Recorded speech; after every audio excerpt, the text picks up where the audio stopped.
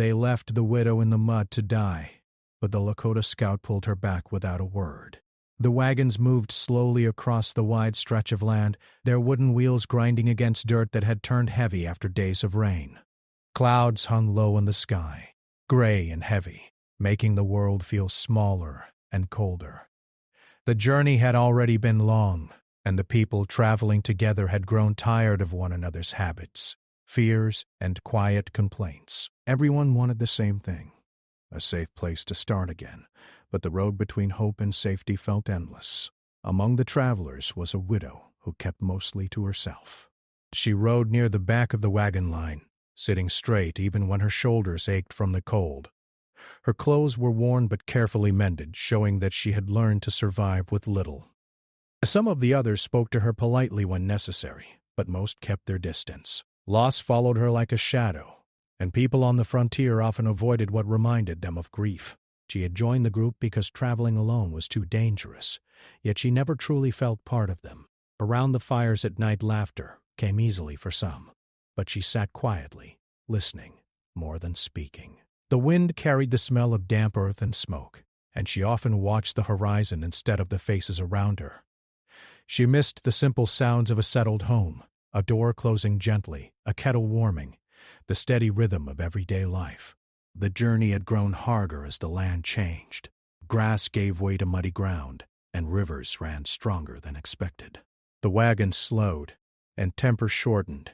Every delay meant less food, less warmth, and more risk. People began to argue about directions and decisions.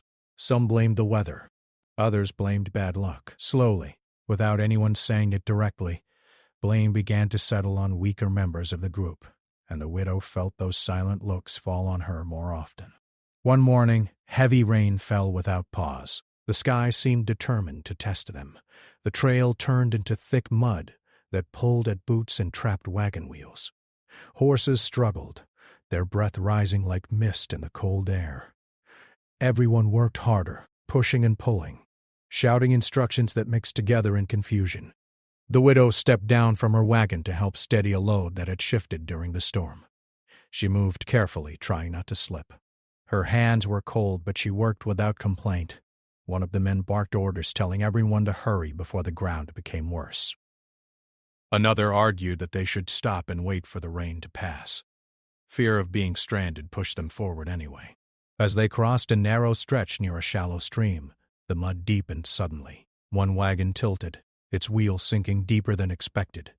The horses panicked, and people rushed in different directions, each trying to fix the problem their own way.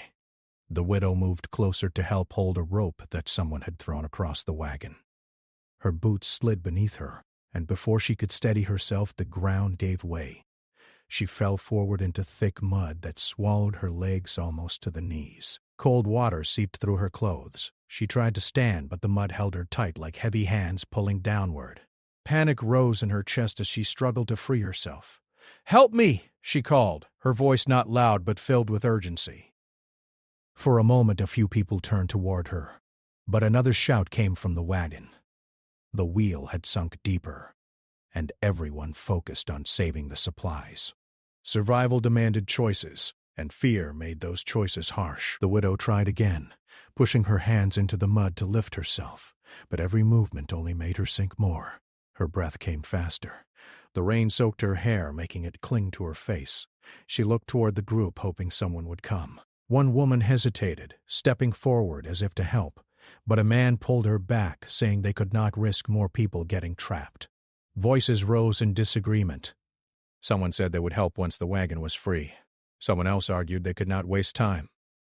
The widow felt the cold creeping deeper into her bones. She forced herself to stay calm, to breathe slowly. She had survived worse moments before. She told herself that someone would return for her soon. But as time passed, the wagon finally broke free, and relief washed over the group. Instead of turning back toward her, they began to move again, eager to leave the dangerous ground behind. The widow watched in disbelief as they gathered their belongings. "You can't leave me," she said, louder now, her voice trembling. A man avoided her eyes. Another muttered that they would send help later. Someone else said she would manage until they found safer ground. Excuses formed quickly, shaped by fear and the desire to keep moving. The widow felt something heavy settle inside her. Not just fear, but a deep understanding of how quickly people could change when survival felt uncertain. The wagons moved forward slowly, their shapes fading through the rain. She watched until they became distant shadows. Silence returned, broken only by the sound of water dripping and wind moving across the open land. She tried again to free herself. Every small movement hurt, and exhaustion began to creep in. The mud clung stubbornly, refusing to release her. She thought about the path that had brought her here, the choices made, the promises of a new life. She had believed that traveling with others meant safety, but now she stood alone. Hours passed slowly. The rain softened but did not fully stop. The sky darkened toward evening, and the temperature dropped. Her hands shook as she tried to keep moving, afraid that stillness would steal her strength. At times she closed her eyes, imagining warmth and dry ground, but each time she forced herself awake again. She refused to give up even when hope felt thin. The land stretched endlessly around her, empty and quiet. Unseen by her, a figure moved along the distant ridge, watching carefully. The Lakota scout had followed the wagon group from afar for days, studying their movements and the way they treated the land. He had noticed the moment of chaos and the decision that followed. From his distance he saw the lone figure left behind. He approached slowly, careful and silent, reading the ground as easily as others read a book. His steps left almost no mark. He watched the widow's struggle, measuring the danger before moving closer. The widow, weak and cold, lowered her head for a moment, gathering what strength she had left. When she lifted her gaze again, she sensed movement at the edge of her vision. At first she thought it was only the wind moving through grass, but then she saw a shape. Calm, steady, real.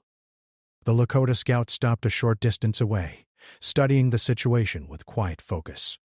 He did not rush forward immediately.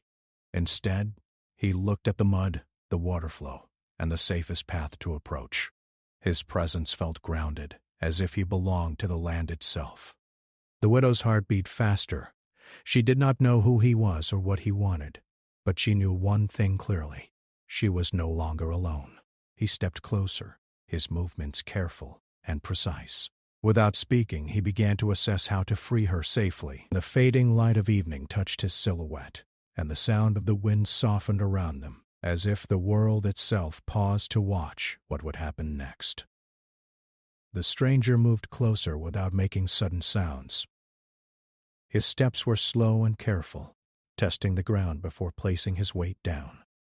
The widow watched him with tired eyes, unsure whether to feel relief or fear. The long hours alone in the cold had drained her strength, and she felt too exhausted to question anything deeply. Still, she stayed alert, waiting to understand his intentions. He stopped a few steps away and studied the mud around her. His gaze moved from the ground to her boots, then to the water flowing slowly nearby. He seemed to be measuring something invisible. The widow noticed how calm he looked, as if he had seen situations like this many times before. His quiet presence felt steady, not rushed or careless. Without speaking, he knelt and picked up a long branch that had fallen nearby. He pressed it gently into the mud, testing how deep it went. The widow realized he was searching for solid ground. She swallowed and spoke softly, her voice rough from cold and silence.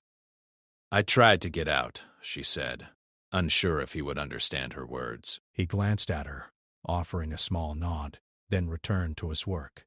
Even without many words between them, she felt that he understood enough. He moved to her side slowly, making sure his own footing remained secure. He placed the branch across the surface, creating something like a support for her hands. Then he gestured for her to lean forward carefully. She followed his movements, trusting the calm certainty in his actions. The mud resisted at first. She pushed against it, feeling pain in her legs where they had been trapped too long. He reached forward and grasped her arm firmly, his grip strong but gentle. Together they worked slowly, shifting her weight little by little. Each movement required patience. After several attempts, her boot broke free with a heavy sound. she gasped, surprised by the sudden release. He did not rush. Instead, he waited for her breathing to steady before helping her free the other leg. When she finally stood on firmer ground, her knees shook, and she nearly fell again. He caught her quickly and guided her toward a patch of dry grass. For a moment she simply stood there, feeling the solid earth beneath her feet. Relief washed over her, followed by a wave of exhaustion so strong that she had to close her eyes. The stranger stepped back slightly, giving her space while watching carefully to make sure she remained steady. "Thank you," she said quietly. He inclined his head again but did not speak. His silence did not feel cold or distant. Instead, it felt respectful, as if he understood that words were not always needed. The air had grown colder as evening approached. He pointed toward a line of trees in the distance and motioned for her to follow. She hesitated only briefly before nodding. Staying where she was would be dangerous, and something about him told her he knew where safety could be found. They moved slowly, her steps unsteady at first. He adjusted his pace to match hers, never walking too far ahead. The land around them looked different when seen through his choices of direction. He avoided certain patches of ground and guided her along higher paths that felt firmer beneath their feet. The widow noticed how aware he was of everything. The wind, the sound of birds, the shape of the land. He seemed connected to it in a way she had never learned. Traveling with the wagon group had always felt like pushing against the land, but walking beside him felt like moving with it. As they reached the trees, she felt a slight warmth compared to the open ground. The branches blocked some of the wind, and the scent of pine filled the air. He led her to a small natural shelter formed by rocks and fallen branches. It was simple, but carefully chosen. He began gathering dry pieces of wood from beneath bushes where rain had not reached fully. She watched as he worked efficiently, building a small fire that soon glowed softly. The warmth reached her slowly, easing the cold that had settled deep in her body. He handed her a small piece of cloth, motioning toward her wet boots. She understood and removed them carefully, placing them near the fire to dry. The simple act felt strangely emotional, as if she had crossed a line between danger and safety. They sat in silence for a while. The fire crackled quietly, and the sky outside darkened into deep blue. She studied him from across the flames. His face was calm, his eyes thoughtful. Though they had barely spoken, she felt a growing sense of trust. "I thought I was going to die out there," she admitted softly. He listened without interrupting. After a moment he spoke a few words in careful, simple language. His voice was low and steady, carrying a tone of reassurance. Though his sentences were short, she understood enough to know he had been watching from afar and had come when he saw she needed help. The idea that someone had been watching, not with judgment but with awareness, surprised her. She felt both grateful and humbled. He offered her water and a small portion of food. She accepted slowly, feeling warmth spread through her chest as she ate. The simple kindness felt powerful after the long hours of fear. As the night grew deeper, she found herself talking more than she expected. She spoke about the journey, about the wagon group, and about how quickly people had turned away when things became difficult. She did not speak with anger, but with quiet sadness. He listened patiently, occasionally nodding. When she finished, he added only a few words, but they carried meaning. He spoke about the land, about how fear can make people forget who they want to be. The firelight danced between them, creating a peaceful space that felt separate from the harsh world outside. For the first time since the journey began, she allowed herself to relax fully. Later, he showed her how to wrap herself in a blanket made from thick material that he carried. He positioned the fire so that the smoke drifted away from them while still providing warmth. His actions showed experience and care. She lay down carefully, her body finally able to rest. As sleep approached, she felt a strange sense of safety. The memory of being abandoned still hurt, but it no longer felt like the end of her story. Outside, the wind moved gently through the trees. The Lakota scout remained awake, watching the surroundings quietly. His presence felt like a steady guard against the unknown. Before sleep fully claimed her, she opened her eyes once more and saw him sitting calmly, looking toward the dark horizon. She realized that he had not helped her for praise or reward. He had simply acted when help was needed. That understanding stayed with her as she drifted into deep, healing rest, unaware that this silent partnership had only just begun. Morning arrived slowly, carried by soft light moving through the trees. The widow woke to the gentle sound of wind brushing against branches and the faint crackle of a fire that had been kept alive through the night. For a moment she forgot where she was. Then the memory of the previous day returned. The mud, the cold, and the silent stranger who had pulled her back from danger. She sat up carefully, feeling stiffness in her legs but also a surprising strength returning to her body. Across from her, the Lakota scout was already awake, crouched near the fire. He seemed fully aware of his surroundings, as if he had rested without ever losing attention to the world around him. He looked toward her and gave a small nod when he saw she was awake. Without many words, he handed her a cup of warm water. The simple kindness made her smile faintly. She wrapped her hands around the cup, letting the warmth settle into her fingers. The air felt fresh after the storm, and small beams of sunlight filtered through the trees. Birds moved quietly among branches, and the land no longer felt threatening in the way it had before. She noticed how different everything seemed when she was no longer alone. They ate a simple meal together. He showed her how to prepare it using dried food and a few plants he gathered nearby. His movements were efficient and thoughtful, never wasting effort. She watched carefully, realizing that every action had a purpose shaped by experience. After eating, he motioned for her to stand and walk a little. At first her legs felt heavy, but with each step they grew steadier. He guided her along a narrow path between trees, showing her where to place her feet so the ground would hold firm. He pointed out marks in the soil, tracks she would never have noticed, and explained in simple words what they meant. She listened closely, surprised by how much could be learned from observing small details. He showed her how the wind direction changed the way animals moved, how broken branches told stories about recent activity, and how certain plants indicated nearby water. She felt like a student discovering a new way of seeing the world. Time passed quietly as they walked. There was no rush, no pressure to speak constantly. Instead, their connection grew through shared moments, stepping over fallen logs, pausing to listen to distant sounds, and finding small patches of sunlight that warmed the skin. As they returned to the shelter, she felt a sense of calm she had not experienced in a long time. The fear that had followed her since being abandoned slowly loosened its hold. Later, while sitting beside the fire, her thoughts turned back to the wagon group. She remembered their faces, the tension that had grown between them, and the moment when they chose to leave her behind. The memory still hurt, but now it felt different.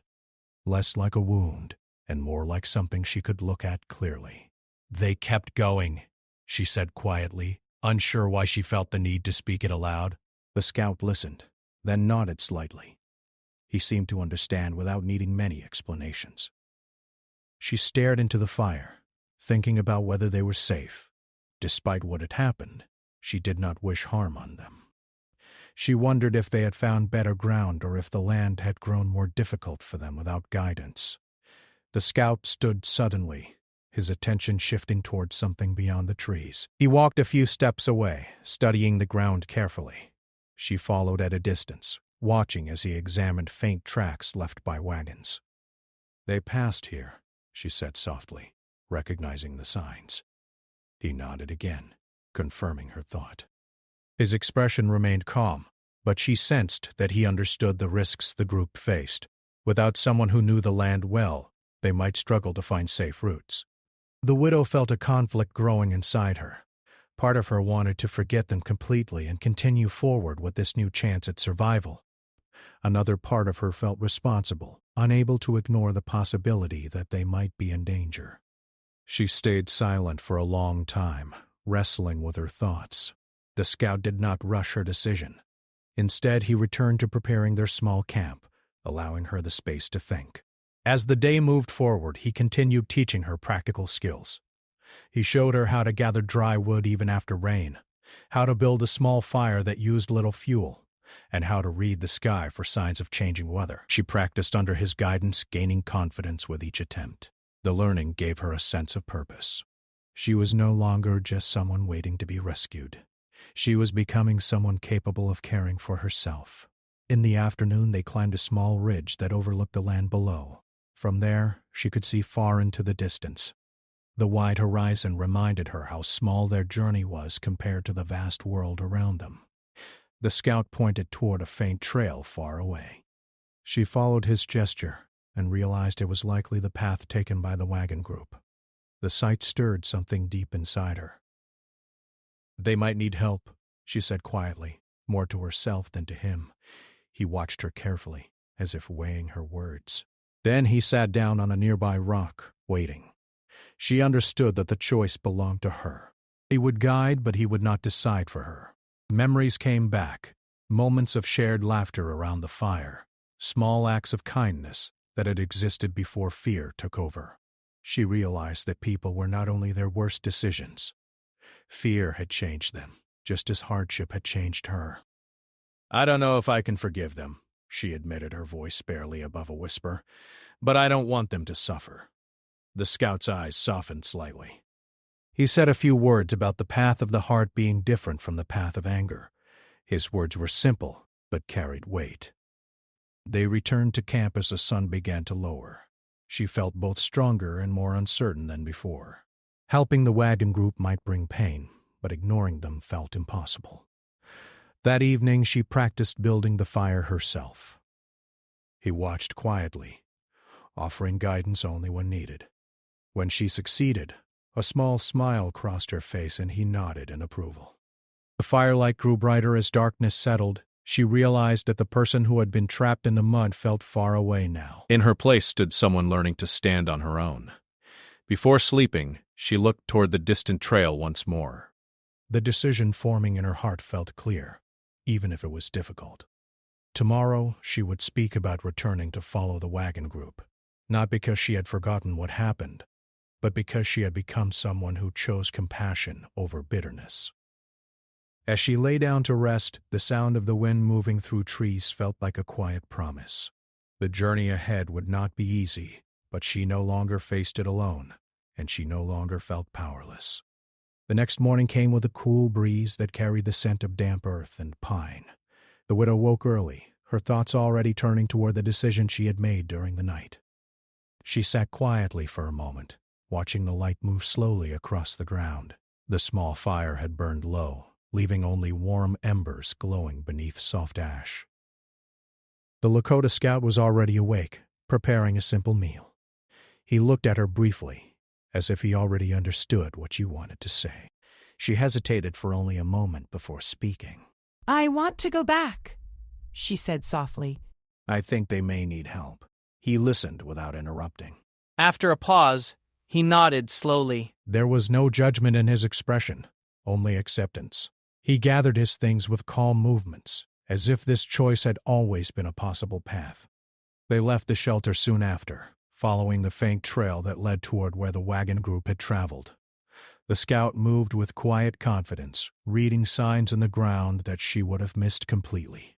She followed closely, trying to learn from each step he took. The land felt different now that she walked with purpose. Instead of feeling lost, she felt guided by something stronger than fear. Still, memories of being left behind returned at times, and she wondered how she would feel when she faced those people again. The trail became clearer as they moved forward. Broken branches, deep wagon tracks, and small pieces of dropped cloth showed signs of struggle. The ground looked rough, and she could see where wheels had slipped and animals had struggled to pull the heavy loads. "They are tired," she said quietly, noticing how uneven the tracks looked. The scout nodded, pointing toward a narrow pass ahead. He explained in simple words that the path grew more dangerous beyond that point. Without careful guidance, the group might find themselves trapped again. They moved carefully through the area, stepping over rocks and avoiding soft patches of mud. The sky remained gray, hinting at more rain later. She felt a sense of urgency growing inside her. The sooner they reached the group, the better. By midday, they began to hear faint sounds carried by the wind, voices, the creak of wood, and the restless movement of animals. The widow slowed, her heart beating faster. She had imagined this moment many times, but now that it was real, she felt uncertain. They reached the edge of a clearing where the wagon group had stopped. The scene before them showed clear signs of struggle. One wagon leaned at an angle, its wheels stuck between rocks. People moved slowly, their faces tired and worried. Supplies were scattered, and the atmosphere felt heavy. Someone noticed her first. A woman standing near the fire froze, staring in disbelief. Soon, others turned to look. Shock spread across their faces as they recognized her. "She's alive," someone whispered. The widow stepped forward slowly. She felt the weight of their eyes on her, but she held her head high. The scout remained slightly behind her, calm and silent. No one spoke at first. The silence carried memories of what had happened, the moment they chose to leave her behind. She felt the old hurt rise again, but she did not let it control her. "We saw your tracks," she said gently. "You look like you need help." Her words surprised them. Some lowered their eyes, unable to meet her gaze. Others looked relieved, but ashamed. The man who had argued to keep moving stepped forward, uncertainly. We thought you wouldn't survive," he said quietly. She nodded slowly, acknowledging his words without anger. "But I did." The scout moved closer to the stuck wagon, examining the ground. Without speaking, he began assessing the safest way to free it. His calm focus shifted everyone's attention from past mistakes to present needs. The widow joined him, remembering what she had learned over the past days. She pointed out a firmer path nearby and suggested moving some of the weight from the wagon first. The group watched her with new respect. She was no longer the quiet woman who had followed behind. She now spoke with confidence, shaped by experience. Together they worked carefully. The scout showed them how to use branches to create leverage and how to guide the animals gently instead of forcing them. Slowly, the wagon lifted and rolled free. A wave of relief moved through the group. As they rested afterward, people approached her one by one. Some offered quiet apologies, their voices filled with regret. She listened but did not demand anything from them. She understood that fear had driven their choices, even if it had hurt her deeply. The atmosphere began to change. Instead of tension and blame, there was cooperation. The scout guided them toward safer ground, choosing a path that avoided hidden dangers. The widow walked beside him, helping translate his gestures and simple words into clear instructions for the others. As they traveled together again, she noticed how differently people treated her. They asked for her opinion, listened when she spoke, and included her in decisions. The change felt strange but welcome. One evening, as they set up camp near a small stream, she sat quietly watching the sunset. The sky glowed with soft colors, reflecting on the water. The scout sat nearby, carving a small piece of wood with careful movements. "You didn't have to come back," he said after a long silence. She looked at him, thinking about the question. "Maybe not," she replied slowly, "but I wanted to be someone who helps, not someone who walks away." He nodded, understanding the deeper meaning behind her words. The journey continued over the next days with fewer arguments and more shared effort. People listened to the scout's guidance and learned to respect the land instead of pushing against it. The widow found herself smiling more often, feeling a sense of belonging she had not expected to feel again. Yet she knew this part of the journey would not last forever. The scout walked slightly apart from the group, never fully joining their circle. She sensed that he would leave once they reached safety. That thought filled her with both gratitude and sadness.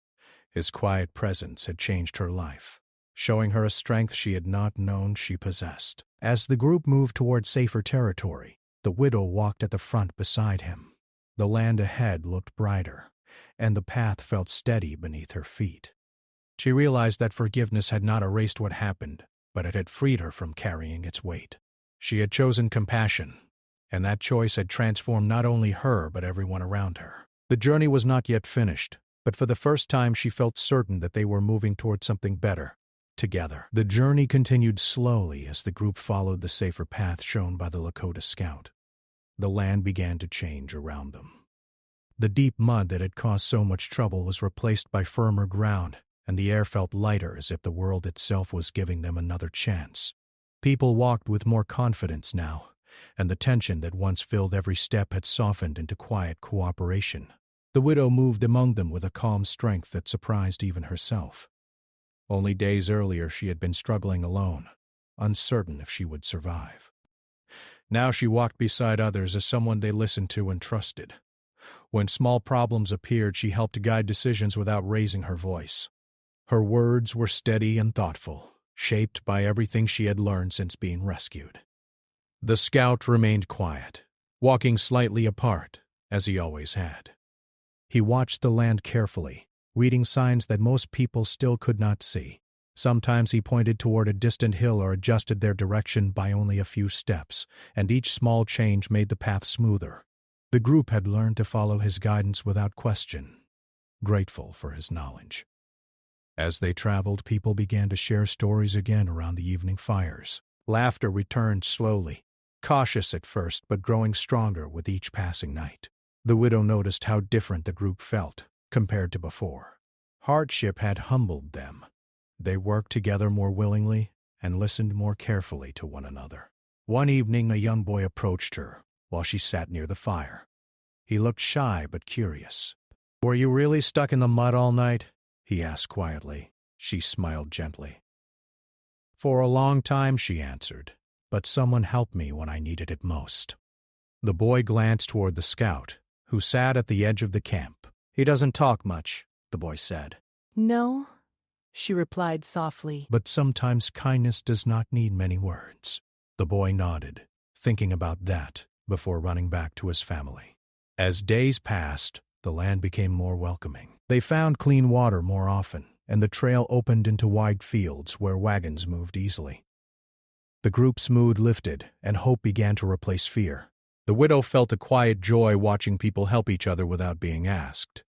One afternoon they reached a ridge that overlooked a wide valley filled with green grass and a river shining under the sun. Several people stopped to stare, their faces filled with relief. "This is it," one man said, his voice full of wonder. Safe ground. The scout studied the valley carefully before giving a small nod. His approval carried weight. The group began moving down toward the open land, their steps lighter than they had been in weeks. When they reached the valley floor, the air felt warmer. Birds moved through the sky, and the sound of flowing water filled the space. People began setting up camp with renewed energy. Some laughed openly for the first time since the journey began. The widow stood near the river, watching the water move smoothly over stones. She felt something inside her settle, a quiet understanding that this part of the journey had reached its end. Behind her, she sensed the scout approaching. She turned slowly to face him. For a moment they simply stood there, the sound of the river between them. "We are safe now," she said softly. He nodded. Yes. She understood what that meant. His role in their journey was finished. A mixture of gratitude and sadness filled her chest. She had known this moment would come, but knowing did not make it easier. "You saved my life," she said, "and you taught me more than I can say." He listened quietly, his expression calm. After a moment he spoke in simple words, telling her that she had saved herself by choosing to stand again, and by choosing compassion instead of anger. She felt tears rise, but did not let them fall. Instead, she smiled gently. The group gathered nearby, noticing their conversation. Some approached to offer thanks to the scout.